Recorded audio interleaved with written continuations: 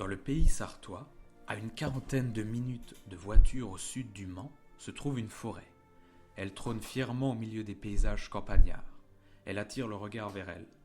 La masse impressionnante du massif, les hauts et majestueux chênes qui se dressent fièrement sur les collines au-dessus des villages, semblent défier les hommes. Le promeneur n'aura de cesse de s'émerveiller face à telle splendeur, chef-d'œuvre de la nature et des hommes. Pas un n'aurait l'audace de négliger des arbres tricentenaires. Au détour d'un chemin creux, auprès d'une source mystérieuse, dont peu ont eu vent, au tréfonds des bois, nous vous attendons. C'est une invitation au voyage que nous vous proposons à présent, une invitation à plonger au cœur d'une nature sensible et fragile, une aventure dans l'une des plus belles forêts de France, la forêt de Bercé.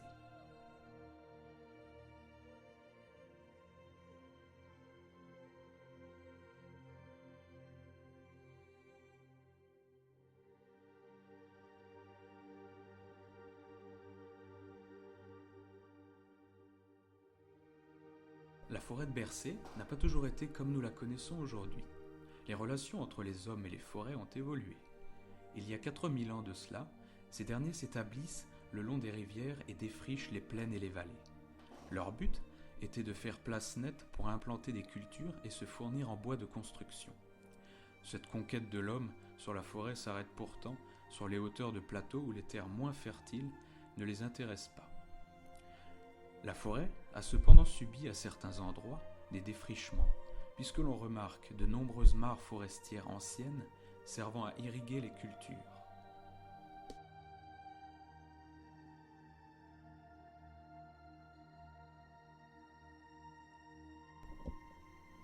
Il y a 2000 ans, la France d'aujourd'hui était appelée par Jules César la Gaule chevelue, en raison des très grandes forêts qui la recouvraient. La forêt de Bercé était à cette époque une grande forêt. Elle était appelée forêt des Carnutes par les Romains, en référence au peuple des Carnutes qui habitaient la région. Les Romains craignaient notamment de traverser ce territoire sombre et hostile qui s'étendait alors jusqu'à la forêt d'Orléans. Dans ces temps lointains, les gens ne trouvant dans la forêt que peu d'intérêt, ils se fournissaient en bois dans les lisières, mais les profondeurs de la forêt restaient délaissées. Les Romains étaient très présents autour de la forêt. Ils construisaient entre autres des camps dont on peut encore facilement distinguer les vestiges. L'un des sites les plus imposants est le camp des Sermaises, proche de Saint-Vincent de Loiret, où l'on peut encore voir les buttes de terre qui délimitaient l'enceinte. Ces déformations de terrain forment des vestiges d'un temps perdu dans lequel les hommes devaient se protéger derrière des palissades et des murs, des envahisseurs et des ennemis.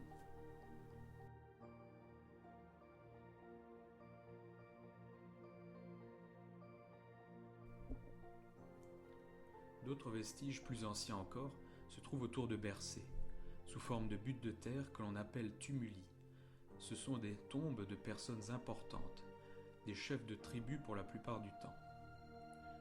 Bien après, au Moyen-Âge, le seigneur d'un bourg donnait aux paysans des terres qu'ils cultivaient ensuite. Ces parcelles primitives étaient délimitées par un réseau de fossés appelés enclos. On peut encore distinguer ces curieux fossés aujourd'hui qui semblent fuir vers l'horizon. Ces enclos servaient aussi bien à parquer le bétail qu'à délimiter les parcelles.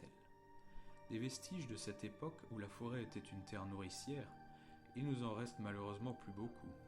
Pourtant, si l'on prend le temps de s'arrêter et d'observer les morphologies du terrain, l'on peut constater de curieuses formes. Le sol forestier n'est pas plat. Des trous très larges ont été creusés, bien qu'ils ne soient que peu profonds. On s'imagine qu'ils ne datent pas d'hier, à la simple vue de leur état d'érosion. Ces trous sont des carrières d'extraction de minerais de fer, des mines antiques à ciel ouvert. À l'époque des Gaulois, jusqu'au Moyen-Âge, ce minerai était purifié grâce aux fours qui utilisaient le charbon de bois de la forêt. Ces fours produisaient des déchets ferrugineux nommés scories, que l'on retrouve encore régulièrement éparpillés autour d'anciens fours. Ces zones sont des ferrières. À cette époque, la région était puissante grâce à cette richesse qui a pu s'exporter dans tout le royaume. Non loin de là, d'autres curiosités surgissent dans le sous-bois. Des lignes qui s'échappent. Ces sortes de fossés, ce n'est autre que des chemins creux. La légende dit qu'ils se sont creusés par le passage répété des marcheurs qui l'ont emprunté il y a des siècles. La forêt de Bercé au Moyen Âge, c'est surtout une forêt royale. À cette époque, elle appartient au comte d'Anjou, puis au roi de France, et pour une période aux Anglais. La forêt de Bercé a été à plusieurs reprises la propriété des seigneurs aux alentours, qui logeaient dans les manoirs et logis tels que le lieu-dit les Clos. Probablement un ancien manoir local situé à moins de 100 mètres de la forêt. Lorsque Bercé revient au royaume de France, après avoir connu une période anglaise, elle connaît encore des droits d'usage, c'est-à-dire que les gens peuvent payer pour prélever du bois en forêt. Si l'impôt n'est pas payé, ils s'exposent à de lourdes amendes. Au XVIIe siècle, la France est en guerre et Louis XIV, le roi Soleil, donne l'ordre de faire de la forêt de Bercé une forêt destinée à la production de bois de marine, c'est-à-dire d'arbres destinés à la construction de bateaux de guerre. Le roi veut une marine puissante. Les bois de Bercé ne seront finalement que très peu utilisés pour construire ces précieux navires. En effet, les arbres ayant poussé en plus de 200 ans, lorsque les arbres furent prêts, le temps des navires en bois était déjà révolu. En 1723, la forêt royale de Bercé s'agrandit de 1200 hectares. C'est un peu moins que la moitié de la surface de la ville d'Écommois. Ainsi, les landes de Gramont, au nord et la partie sud-est, est rattachée sous décret du roi. Dans ces zones où les sols sont très peu fertiles, ne seront plantés que des chênes, mais ceux-ci ne pousseront finalement jamais du fait de la pauvreté de la terre. Depuis ce temps, on y plante des résineux qui se satisfont très bien de ces sols sableux et ingrats.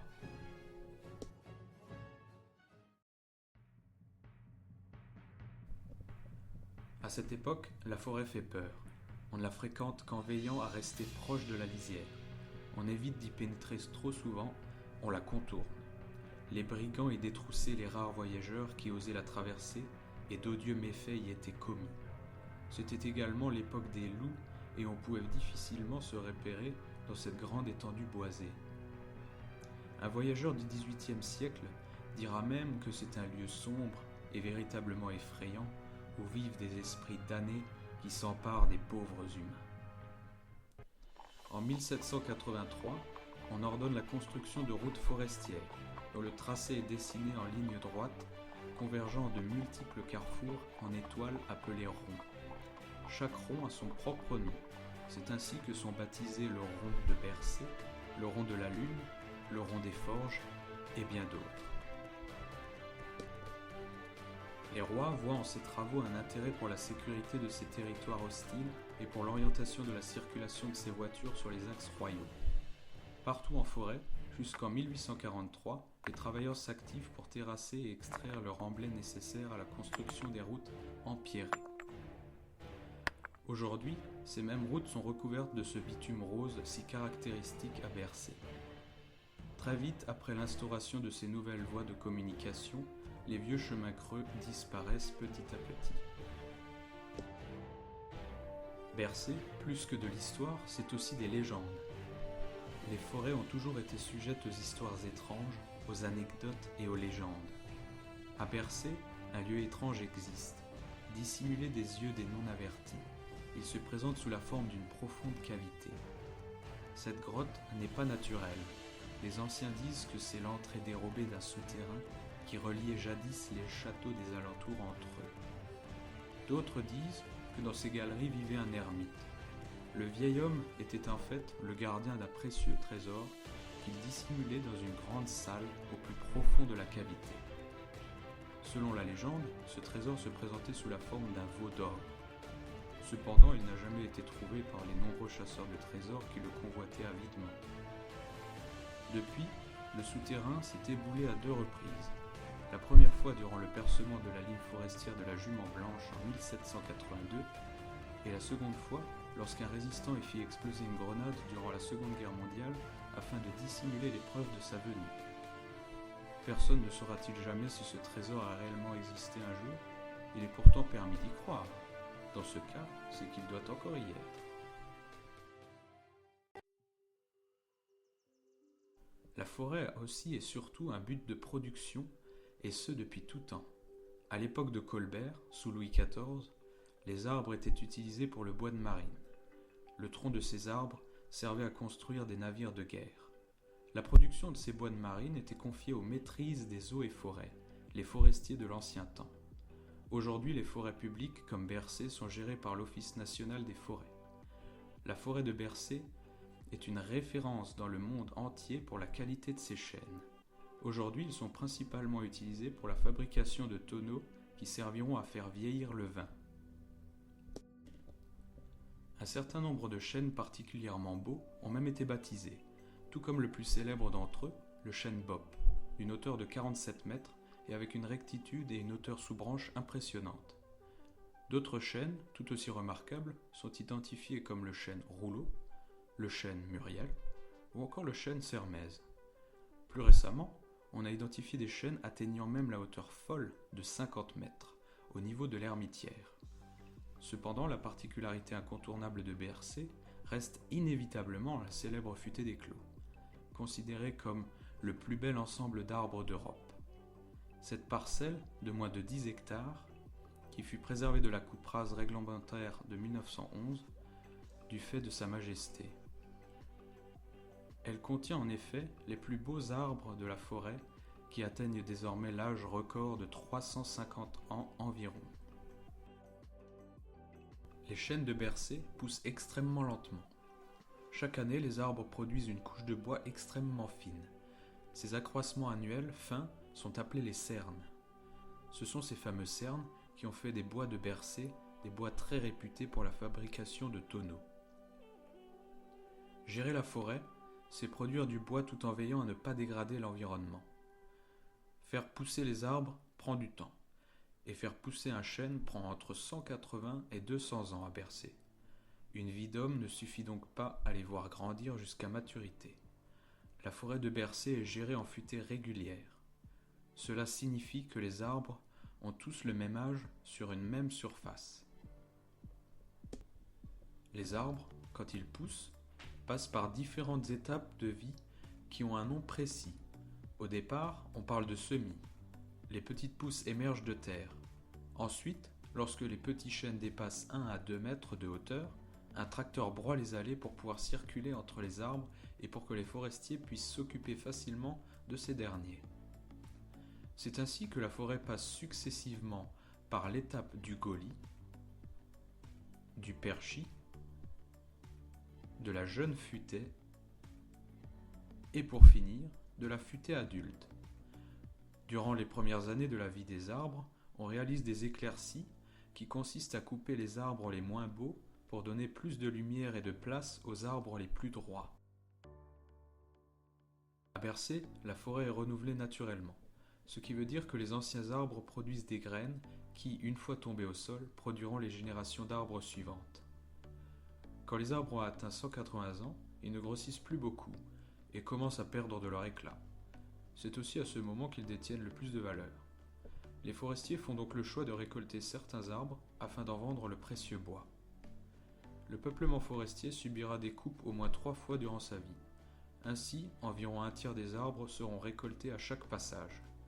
Cette méthode donne le temps au développement des petits arbres sur les grands chênes. Il est donc courant de voir en forêt des endroits où l'on trouve des grands arbres très écartés les uns des autres, sous lesquels des petits arbres de moins de 1 mètre de hauteur prolifèrent.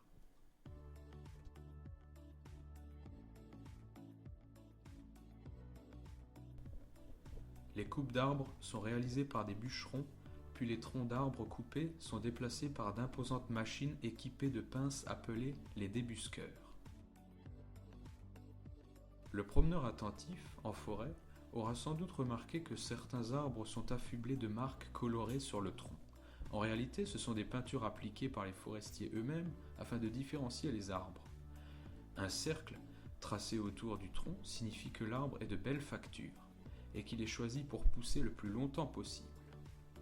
En revanche, un trait oblique indique que l'arbre devra être abattu durant la prochaine éclaircie. La forêt de Bercé, c'est aussi un refuge pour une grande diversité d'animaux. En effet, les hommes veulent préserver la nature et les petites bêtes comme les grandes, qui habitent dans les sous-bois, et qui sont pour certaines protégées. Les forestiers se doivent également d'être les défenseurs de la faune. La faune, c'est toutes les espèces animales que l'on retrouve en forêt et qui sont nécessaires à sa survie. Les animaux sauvages, qu'ils soient de grands mammifères comme le cerf, ou bien de tout petits insectes comme les coléoptères, forment des rouages de la mécanique forestière. Si l'on enlève le moindre petit animal, la forêt ne fonctionne plus comme avant. Tous sont importants et jouent un rôle bien précis. Depuis l'Antiquité, l'homme ne se prive pas d'exterminer les loups et les ours, qui terrorisaient les hommes. Toutefois, ces grands prédateurs étaient indispensables en forêt. C'étaient eux les chasseurs à cette époque. Grâce à leur grand appétit, les mammifères ne pullulaient pas et leur nombre ne posait pas de soucis à la forêt. Depuis la disparition totale de ces animaux au XIXe siècle, l'homme est obligé de jouer aux prédateurs. Ainsi, chaque année, on ordonne la chasse aux cerfs, aux biches, aux chevreuils et aux sangliers pour que leur nombre reste stable. Si le nombre d'animaux sauvages augmente de trop, la forêt se trouve en danger. En effet, le gibier trouve sa nourriture tant bien dans les herbes et fougères que dans l'écorce des arbres et leurs jeunes branches. Si les animaux se mettent à manger les petits semis de chêne, et ce de plus en plus fréquemment, la survie des arbres est remise en cause. La chasse, c'est finalement plus que de chercher de quoi manger, c'est protéger la forêt. En forêt, les traces des animaux sont visibles à qui sait prêter attention. L'observateur averti pourra discerner dans les endroits où les arbres ont une taille inférieure à 1 mètre, certaines tiges coupées nettes ou arrachées. C'est là l'œuvre du chevreuil ou du cerf. Certains arbres sont consommés jusqu'à former des sortes de buissons, de véritables arbres bonsaï japonais. En hiver, à Bercé, tous les mardis et jeudis, se déroule la chasse à tir. Le samedi, c'est la chasse à courre qui prend le relais.